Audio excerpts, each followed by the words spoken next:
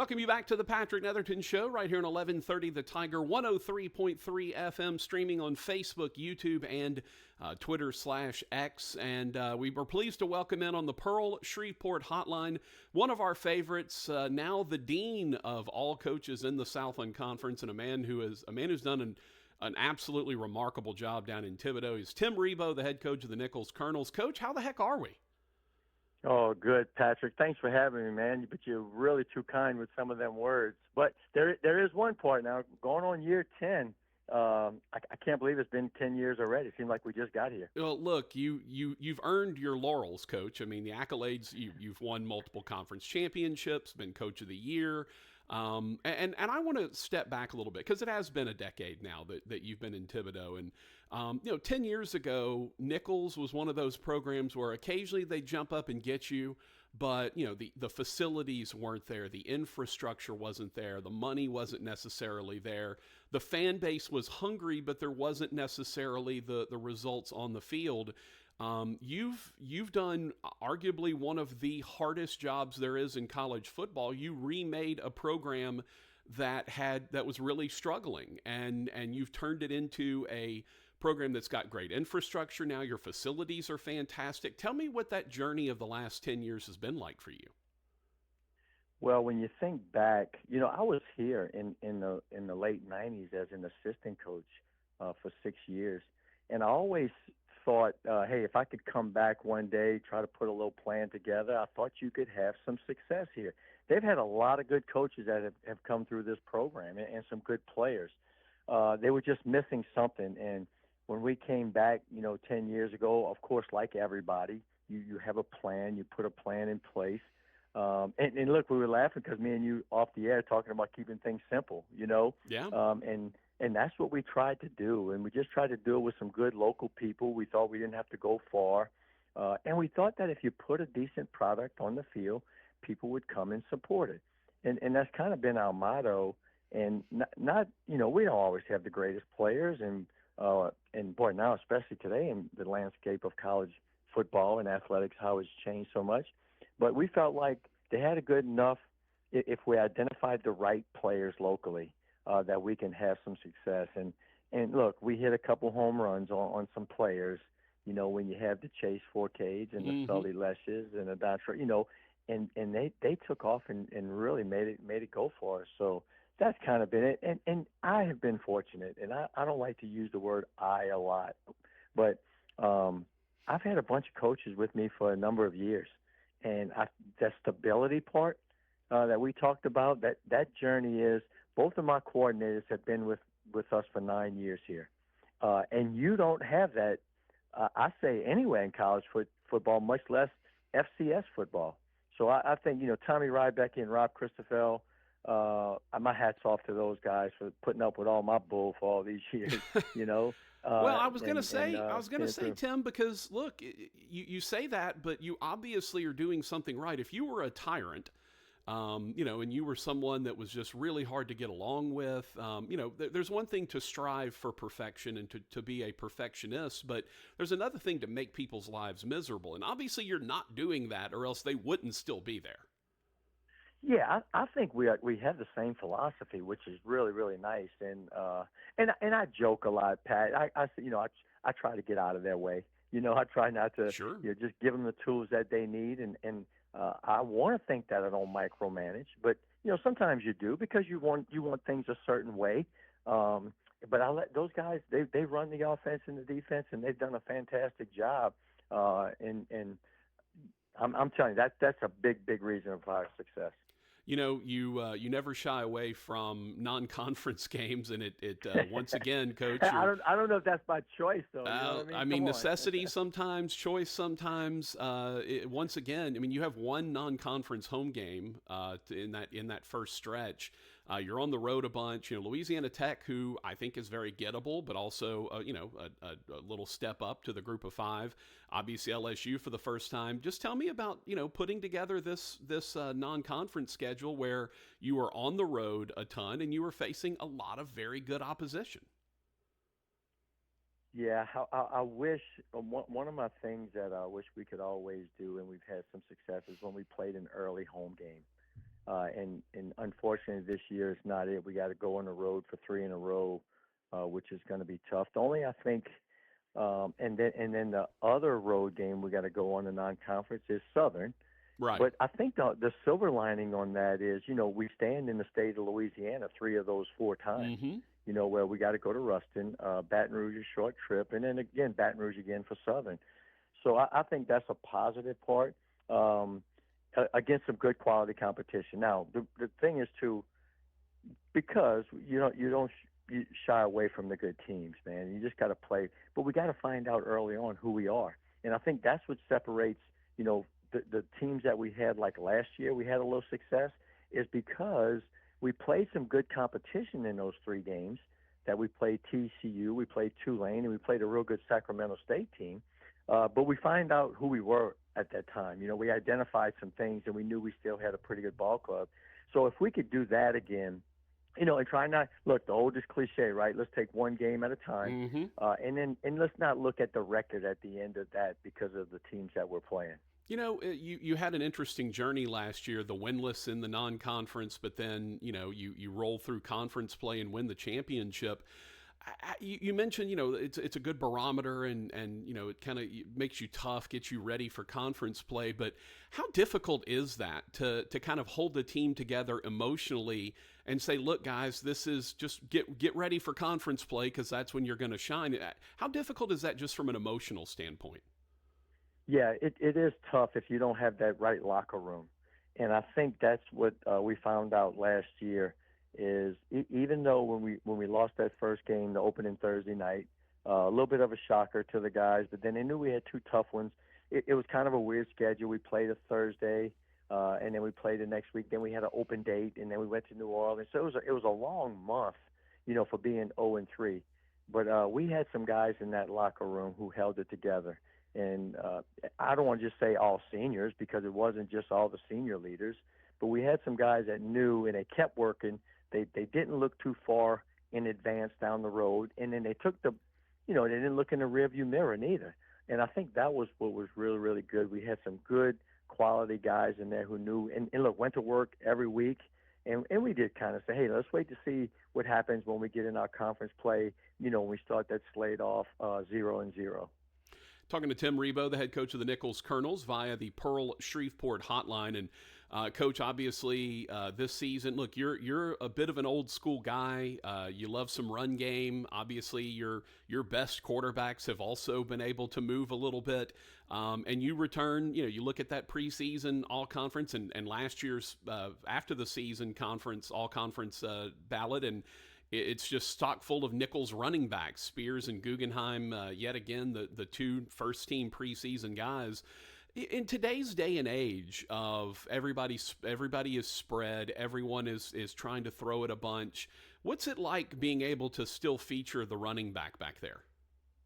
Yeah, I think our guys realize, and we do a pretty good job of selling it, is that you win those games in the trenches. You win them up front. You win it with a good run game, and you win it with a good run defense. And that's what we try to sell. And look, and we do other things. I think if you go back and you look at the percentages, it's not as much saying, oh, we're not like 75% run. Right. We're not that. I think we're pretty balanced. I just think we do a good job. And we had a good 1-2 punch. Spears could give you that electric run, and then you get in that fourth quarter, and you got Guggenheim pounding at you behind that offensive line. And that's worked for us over the years, and we do it. Look, the other part is I feel like we got some good receivers too. So hey, they want the ball, so we got to try to do that and spread that ball around a little bit. Colin Guggenheim really is one of the cool stories in college football. As I recall, he kind of made his debut against Northwestern State. Now 3-4 years ago, whatever it's been. You kept losing backs and guys were getting hurt, and then this guy shows up and I know he had 100+ against NSU. But that's got to be a cool thing for you as a coach. I mean, as I recall, he was a walk-on, right? He's like 4th, 5th string. Like, tell me about a story of watching a guy go from, low on the depth chart to needing to have him get out there and produce. He produces and then becomes one of your most quality, competitive, consistent guys.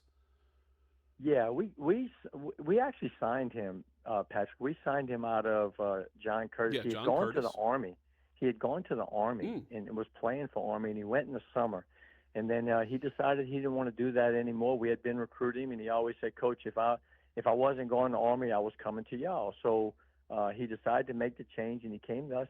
And really, he was a quarterback at John Curtis, right. and we were debating whether he was going to play quarterback for us. So look, we even looked at maybe we knew we had to get him on the field. We even talked about maybe linebacker. He was that good of a player. Sure. But we were loaded at running back, so he just kind of waited his turn, and man, he just got better and better and better, and he's old school. I mean, if it would be the ones if you put on the black high tops and a neck brace. Yeah, I was going to say he's the a neck collar. roll guy. There's no doubt he's a neck roll guy. Yeah, and he's a great young man, and off the field and what he's done for this. I can go on and on about him, the community stuff that he's done, but I'm glad we got him back another year. Let's talk defensively, Coach. Look, every championship team needs a little balance. It's hard to win a title with just one side of the ball being really good and one side being really bad. And I think that's sort of sneakily been what has been so good about the Colonels is your secondary play, especially over the last 4, 5, 6 years, has just been remarkable. Tell me about what this defense is looking like this year. Yeah, Tyler Martin in the secondary. He's the young man I brought to media day. He's been starting and playing for us for 4 years.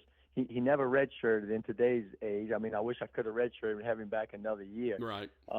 He does a good job, and I think in that back end we probably got a lot more depth than we've had. We've hit with a couple guys that we signed out of high school. We got a couple transfer guys the last 2 years to add some depth to that room. We was talking the other day to wide receiver coach, and he said, "Coach, we probably as loaded in that secondary as we've been since we've been here. But we also know, too, those guys on that back end are only as good as those guys rushing that quarterback."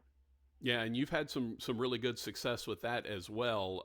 It seems like every time you turn around, you got one of those swamp boys out there at defensive end, right? Like you just big old country dude just showed up out of, I feel like you always have one of those guys floating around on your defensive line somewhere. Yeah, we got a couple of them. I'm looking and laughing. We got Rasheed Lovelace is one. We actually got him from right at the Panhandle of Florida to come over. We got a kid, Zach Bernard, right from the North Shore, who's been really good for us.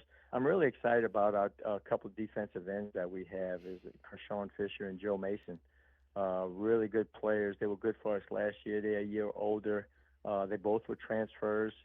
They played at the FBS level. So I'm excited about them. And then it all starts in the middle with our linebacking core, Hayden Shaheen. He's done a good job. And, we were banged up a little bit, Patrick, at the end of last season, and it allowed us to play some other guys. And so, so now we got a lot of depth at some of those positions. Hey, it never hurts to have a little bit of depth. Talking to Tim Rebowe, No. the head coach of the Nicholls Colonels on the Pearl Shreveport hotline. All right, let's get into kind of back up a little bit because the Southland, you've obviously been there through all of this upheaval. The Southland went from a pretty strong football league with Central Arkansas and Abilene Christian and Lamar and Stephen F. Austin, Sam all Houston, them in. yeah. And then there was kind of a defection, and then there was more, and all of a sudden UIW was getting ready to leave, and Lamar left, and Stephen F. Austin left, and it was oh no, like you might lose your auto bid, the league might fold. Then it kind of got held together a little bit. And then next thing you know, here comes Lamar back into the league. Here comes Stephen F. Austin back into the league. You add in Commerce. You add in UT Rio Grande Valley, who's starting football next year. And UIW decides not to leave when they were getting ready to. What's this journey been like for the Southland, and how kind of cool is it to see them come out on the other side of this? Yeah, I think it's very cool. And y'all have to tip your hat to Chris Grant, the commissioner. He's progressive. He's done a great job of keeping these guys and getting them back in. And now, you're right. You were thinking about where we're going to go. Are we going to have enough teams to form to almost now? Oh, do we need two divisions? Right. Right. I mean, the way it's coming, I think we're really strong, and people wanting to come to us a little bit. I like having us all back together. I really do, and I wish there would be a couple more that could have got back in if Central, maybe could have done it, but they decided to go elsewhere and stay elsewhere. But it really is neat. I think we have a good footprint with the state of Louisiana, state of Texas, and where we're going to go. So he's done a tremendous job of keeping this thing together. It was almost like the transfer portal stuff. Teams Yeah. were heading out to go other places and decided and said, hey, look, the grass is not greener on the other side. We had it pretty good where we were. Well, speaking of the transfer portal coaches, I keep reminding everyone just because someone puts their name in the portal doesn't mean they have to leave. They can choose to stay if they want to. It just means they're exploring their options. And I'm curious because for the longest time, guys would drop from Division One to the FCS ranks because they didn't have to sit out a year. Now the sitting out of a year isn't a thing. Tell me about just trying to kind of retain the guys that you have, and how much are you talking to the guys who maybe put their name in the portal and it's like, hey, don't forget you can come back. What's that like trying to massage your roster in this day and age of kind of college free agency? Yeah, I think when you look across the board, and you go, and I always talk in terms of general numbers. Like, if we got 100 young men on our team, and you have two guys who say, hey, they're thinking about entering the portal, or they enter the portal. My main concern is I got 98 other guys that want to stay here, and that's where we focus the guys and what we do. I'm always going to want to help a young man if he thinks he can better himself. If go, in today's age, if a guy let's say a Jalen Spears, has a great year last year. If some big school would have came after him, we'd have sat down and had that conversation. What's best for him and help him. I really do. But the majority of guys are here, and I really think this on a lot of teams is they're here because they want to be here, and they want to just play ball and not looking to go do all that other stuff, that's put out there on the social media side. Okay, finally, you get to do something that no Nicholls coach has ever done before, which is amazing to say. You get to play at Tiger Stadium. Again, kind of wild that LSU and Nicholls have not played before. This is sort of it surprised me.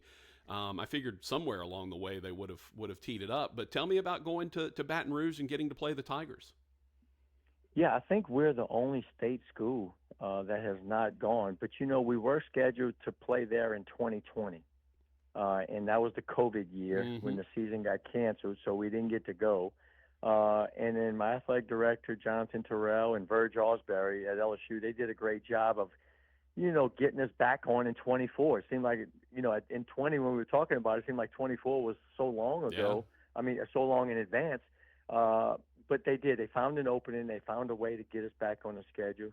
It's going to be exciting for the players because it's the flagship school. It's your state school, and it'll be good for them to go and see how they stack up and match up against one of the top programs in the country. It's an easy ride for us. It's an easy ride for the fans. And so hopefully we can go over there and play some good, decent football. Yeah, that's one of the things I love that Skip Bertman did was try to focus on in-state schools. At least rotate those guys every few years. Give keep the money in state. There's no sense bringing in an FCS program from Georgia when you can bring in Nicholls, get way more of a crowd, and keep the money in state. It just makes so much sense. Yeah. Yeah, and you're exactly right. That was all Skip Bertman who did that. And then now I think more recently, I think some of the legislators are getting involved and saying, hey, it makes sense. Let's keep the money here. Let's not bring in the Citadel or somebody, from way out, and let's keep them right here. There's a win-win situation. And look, your fans are going to go and enjoy the heck out of it. It might be the only place in the state that's got better tailgating than y'all do, or at least more tailgating because they have a lot more land area. I think they wrote the book on tailgating over there in Baton Rouge. Yeah, they're pretty good. My only negative about going there is, everybody wants a sideline pass. Everybody wants tickets and wants to be. That's one of those you got to start prioritizing who's got the biggest checks that are coming in, Coach. It can be a little cruel, but you sometimes have to make sure that the right people are getting the sideline access. Absolutely. By the way, did y'all do any sort of auctions or anything for those? I know a lot of programs when they have those, they'll auction them off.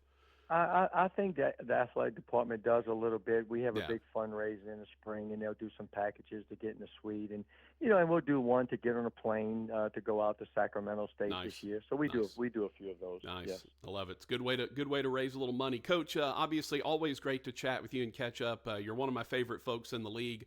Now the dean, and it's all, man. What you've done at Nicholls is nothing short of remarkable, and we love seeing it. And look forward to catch up with you soon, brother.